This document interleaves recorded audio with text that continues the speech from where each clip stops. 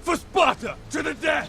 Michael Fassbender es uno de los actores más talentosos de nuestra generación. Su rango de interpretación le permite igual darle vida al Macbeth de Shakespeare que a Magneto en Los Hombres X, un humanoide en Prometeo o incluso Steve Jobs. Esta vez vuelve a trabajar con el director Justin Kurzel, con quien estuvo en Macbeth, para llevar a la pantalla grande Assassin's Creed. Para los no iniciados, Assassin's Creed está basada en un videojuego de éxito mundial, en cuyo universo los asesinos son una sociedad secreta que busca evitar que los malvados templarios dominen el mundo. En la película, el personaje de Fassbender se sirve de un aparato llamado Animus, una máquina de realidad virtual que lee la memoria genética de las personas, esto es, los conocimientos, habilidades y recuerdos que todos almacenamos, y en teoría son pasados a nuestros descendientes.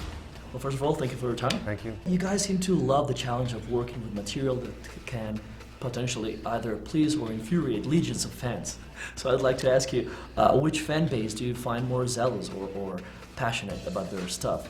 X-Men, Assassin's Creed, or Shakespeare's? Well, the Shakespeare crowd's pretty tough. Really? Yeah, we had some pretty tough critiquing. For me, I think it's probably going to be Assassin's Creed, just because of the Sheer volume, sheer volume. Was 100? Was it 100 million? 100 million players, of the game. It's incredibly loved, and I felt as nervous working on this as I did with Shakespeare's words. Yeah, I suppose it's pretty close to the comic book community.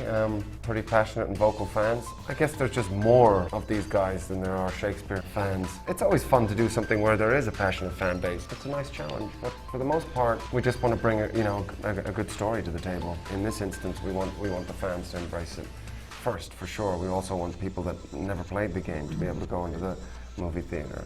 But it's like anything. If you're doing a tennis movie, you want the tennis community to enjoy it. Well, maybe the Shakespearean fans are lurking in the dark somewhere. So. Yeah, to serve the light. That's right. Good one. Thank you.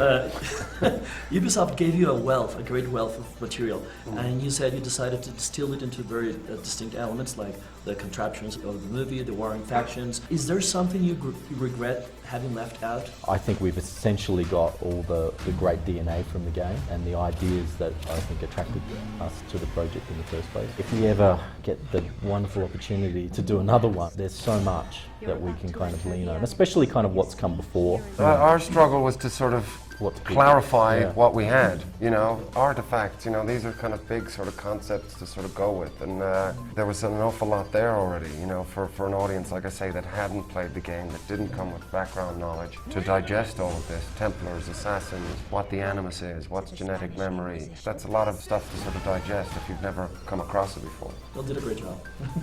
Oh, thank you. Talking about genetic memory, now that you've explored that concept, has there been any situation in which you go, what, is this instinct talking, or perhaps my great-grandfather telling me something or something? Yeah, I feel like that a lot in life. I feel like I've got relatives around me sort of looking out for me. And yeah, that was the thing that when they mentioned genetic memory, I thought, wow, that's really plausible, that we have this sort of survival aid, one who might describe as these things like a sixth sense. That was one of the things that really attracted me to this whole universe, one of the strongest things, because it was so plausible to me. Did your producer's duties ever distracted you from your acting duties? I tried to sort of keep both in focus. The producing role was definitely new for me, for sure, and that was a real baptism of fire and something on this sort of scope and level. So yeah, I just tried to keep focused. It required a lot of energy every day. Mainly the producer role came in after filming, or my thoughts in the morning before getting to work. When I was at work, it was mainly sort of concentrating on the characters, but there was still an element there. Now, your directing method has been described as a very theatrical, organized, and according to Marianne Cotillard in an interview, she said that you really help the actors imagine their surroundings. What special trick or strategy do you use on them to help them out? I think it changes each time you work with an actor. The interesting thing with this is, especially because we were working in the Animus, which was a whole kind of CGI imagined kind of world in there. That was interesting in terms of being able to kind of talk through and kind of make her understand these pretty complex ideas. I think it's kind of like you have to create a set that feels kind of grounded, and there are kind of elements in it that inspire the actors and make them feel that they can relate to the world. I mean, if I may jump in there, because it's always hard to talk about yourself. technique. I think, you know, that Justin's got a great quality of being intimate with an actor. Even if they're playing the smallest part, you know, even if they're just walking out for a scene, you know, to make sure that they feel like their character is being serviced, that their world has been created for them and that they have the time to sort of express themselves in that space. Thanks, man. It's beautiful to watch. Well, thank you very much for your time. Cheers. Thank you.